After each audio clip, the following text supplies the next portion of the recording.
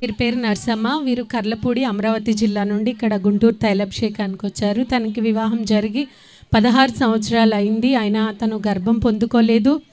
మందులు వాడాలి పిల్లలు పుట్టాలంటే అని డాక్టర్స్కి చూపించుకున్నప్పుడు వారు చెప్పినప్పుడు తను ఎన్నో మందులు వాడింది, ఎన్నో సంవత్సరాలు వాడింది, కానీ అయినా తను గర్భం పొందుకోలేదు.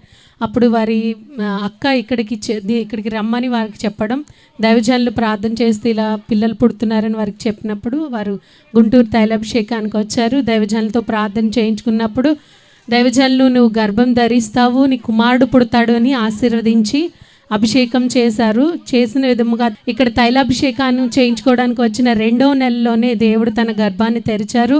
దైవజనులు చెప్పిన విధంగా తన గర్భం ధరించింది. ఆయన చెప్పిన విధంగానే కుమారుడు పుట్టాడని వారు సాక్ష్యం చెప్తున్నారు. వివాహం జరిగిన 16 సంవత్సరాలకి దైవజనులు ప్రార్థన చేసిన తర్వాత తను గర్భఫలం పొందుకుంది, కుమారుడు పుట్టాడు. ఈ సాక్ష్యం దేవుడు దీవించింది గాక. ఆమె.